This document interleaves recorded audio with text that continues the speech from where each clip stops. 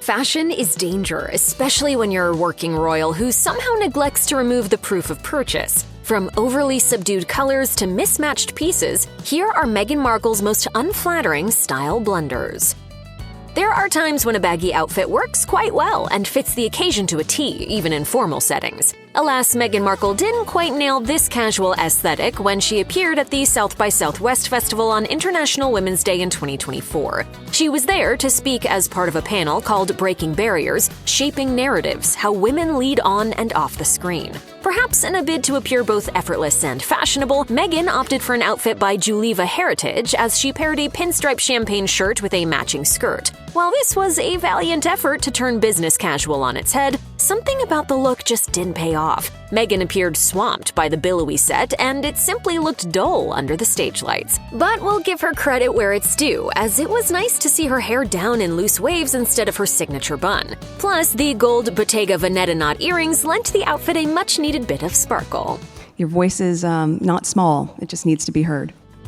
When you're about to marry into the royal family, there's undoubtedly a lot of pressure for your gown to be absolutely perfect. After all, it will be seen by millions and will become part of history. Alas, many observers were disappointed by the Duchess of Sussex's simple white matrimonial Givenchy dress with 3/4-length sleeves. Many felt that it was simply too plain for such a grand occasion, even if it did cost around $265,000. The simplicity of the gown wasn't the only thing that ruffled pundits' feathers, as there were questions about whether it had been properly fitted. Even royal stylist Amelia Wickstead told the Daily Mail, "If you choose a simple design, the fit should be perfect. Her wedding dress was quite loose." This sentiment was echoed by pop star Katy Perry, who told Entertainment Tonight, "I would have done one more fitting." I'm never not going to tell the truth. One more fitting, but I love you. Before she was Meghan, Duchess of Sussex, she was simply Meghan Markle, an actor who became famous thanks to the hit USA legal series Suits. She isn't the first Hollywood starlet to marry into royalty, but she is the only one thus far to do so in the age of social media. And because she was already famous before she started dating Prince Harry, there are plenty of pre-royalty photos of her on red carpets and the like. Some of her looks are perfectly put together and well executed, while others aren't quite so glamorous. In 2013, Markle attended the annual Charity Day hosted by Cantor Fitzgerald and BGC at their office in New York City. She opted to keep it modest with a knee-length dress, but the bold patterns stuck out, and not in a good way. The blue and yellow shapes and shiny material gave this vibe a distinct office look, but not even her Suits character Rachel Zane would have worn something like this. 2013 was a time of some incredible trends like monochrome and suiting, so it's puzzling to try to understand why Meghan went down this route. Overall, this dress is simultaneously dated and futuristic, while also kind of visually overwhelming. By 2019, Meghan Markle was officially a member of the royal squad. However, she was still relatively new to the whole operation. While Catherine, Princess of Wales, had almost a decade of royal style practice under her belt before she married Prince William, Meghan and Harry got married less than 2 years after they started dating. Maybe it's this lack of experience that lulled Meghan into a false sense of fashion security when she chose this burgundy leather skirt and sweater combo. She wore the outfit while attending a roundtable discussion on gender equality with the Queen's Commonwealth Trust in Windsor alongside Harry. While not a total disaster, the sweater created a bulky silhouette when tucked into the tight leather skirt, and her messy updo would have been more fitting for a Hollywood luncheon. On paper, the idea of a monochromatic look would seem perfect for this type of event. After all, Queen Elizabeth was known for wearing only one color at a time. However, the different shades of burgundy clashed, and this look just seemed more fitting for a vampy soap opera character. It may not be the worst thing Meghan has ever worn, but it's certainly not her best either. It's definitely a no for me, though. Anyone who follows the British royal calendar knows that Royal Ascot is one of the most important events of the year. This prestigious racehorse competition also happens to be a major fashion occasion. Kate Middleton has certainly pulled off some incredible looks over the years here, and she's not the only one, as Princess Diana undeniably sported some of the best Royal Ascot looks ever. Alas, Meghan Markle hasn't been able to reach the high bar set by them. She attended Royal Ascot for the first time in 2018 alongside Prince Harry. As of 2024, it's the only time that she's gone.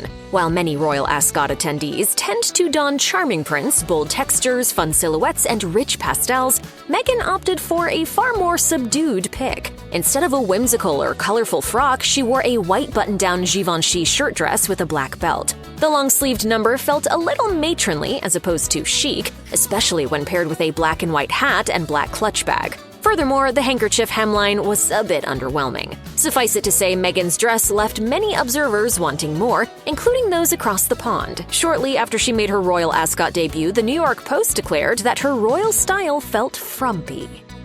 Out of all of the annual royal events, Trooping the Colour certainly ranks among the most prestigious. The celebration is an over-the-top display that the British public absolutely adores, not least because it's meant to honor the monarch's birthday. The fashion at Trooping the Colour has been an important part of the day for decades, with all eyes on the best-dressed attendees. In 2019, Meghan and Harry were still senior working royals, so they made sure to appear at the ceremony while decked out in their finest. Meghan opted to wear yet another Givenchy look, this time a navy blue number by the designer Claire Waite-Keller. Unfortunately, the cut wasn't exactly flattering for the Duchess, with the high neckline and angular sleeves broadening her shoulders. She was also spotted in navy leather gloves, and at first glance they almost looked like disposable food prep gloves. Altogether, this was a largely underwhelming choice for an event that's literally dedicated to color. Other members of the family, including Queen Elizabeth, have previously opted for something bright to commemorate the joyous day. That being said, Meghan reportedly made an effort to wear duller colors when she was a working royal so that she wouldn't upstage those who were higher ranking than her. After Meghan and Harry made their abrupt exit from the United Kingdom, many pundits wondered if they would ever attend a royal event again. Though they did step down from their senior duties in order to figure things out, that didn't mean that they cut ties with the House of Windsor forever and completely. Meghan has always made a point of praising her grandmother-in-law, and she even named her second child Lilibet after her. Perhaps then it was out of respect for Elizabeth that Meghan chose to return to the UK to participate in a service of Thanksgiving for the Platinum Jubilee celebrations in 2022. Meghan was all smiles on the day, and while her outfit wasn't a total disaster, it could have turned out significantly better. She wore a Dior stone white trench coat with an oversized collar and three-quarter sleeves that appeared more tight than fitted. The coat dress was belted at the waist, and the look was topped off with a wide-brimmed Dior hat. It was worn at a jaunty angle to accommodate Meghan's trademark low bun, but when viewed from a certain perspective, Meghan's hair wasn't visible, thereby creating a slightly peculiar effect. Regardless, the Duchess appeared in good form during what was one of her final visits to the country before Elizabeth's death.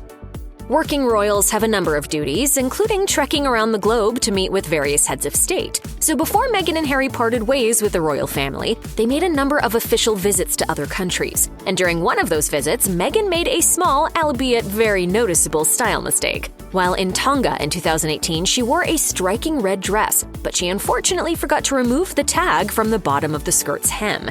This is the sort of faux pas that pretty much anyone would cringe at, no matter how much they do or don't care about fashion. As Meghan walked down the steps arm in arm with her husband, the tag could be seen flapping in the wind next to her chic black pumps. The red floral dress from Self-Portrait may have fared better if not for this oversight, but alas, it ultimately made headlines for all the wrong reasons. While some observers gave Meghan some grace and insisted that it was a rather relatable mistake, there was no shortage of jokes about if she was planning on returning the dress. So crazy, it just might work. As lovely as the dress was, it's no stretch to say that her ensemble was overshadowed by the small rectangle dangling from her hemline. Thankfully, Meghan seems to have learned from this slip-up and become more vigilant with tag removal in the years since. In 2018, the best moments from Harry and Meghan's wedding were still fresh in the public consciousness. Nobody quite knew how things would play out over the next couple of years or just how much the House of Windsor would be rocked. In the early days of their marriage, Harry and Meghan were mainly keeping busy by doing their duties and visiting other heads of state. This included hopping over to Ireland, where they schmoozed with the locals and met with the Irish leaders. While Meghan did have some style wins on that trip, she also had some losses, including an underwhelming gray dress. This calf-length number by Roland Mouret was made of crepe and featured a statement ruffle on the skirt. Alas, even with the asymmetrical hem, it simply lacked that wow factor. What's more, Meghan wore a strapless bra, which didn't exactly mesh well with the shape of the dress. Instead, it created a bunched-up, almost pinched effect. It wasn't long before the media noticed and started publishing stories about this blunder. Furthermore, Meghan had previously worn a very similar dress in a much more striking blue hue, which just goes to show how much color can impact an overall look. Tailoring is always important, even if you're wearing a shift dress. And while Meghan Markle has proven that she can do it well, that's not always the case. In 2019, she wore a striking purple dress to the One Young World Summit. There's no denying that this particular color looks regal and beautiful on her, but the shape left something to be desired. The long-sleeved, ankle-length number wasn't an expensive designer piece. Rather, it was an offering from Babaton that was on sale for as little as $50 at the time. It was very nearly a hit. Again, the rich purple hue of the dress was anything but drab, and the Duchess was positively glowing. If it had just been altered to fit her figure, then it would have been a perfect addition to her wardrobe. Alas, the silhouette was just a bit too shapeless. And this wasn't the first time that Meghan wore this dress, as she was previously spotted donning it while she was pregnant. Perhaps she bought it in a bigger size and didn't want to simply discard it after giving birth. That sustainability impulse is admirable, but we still wish that she'd taken it in just a bit.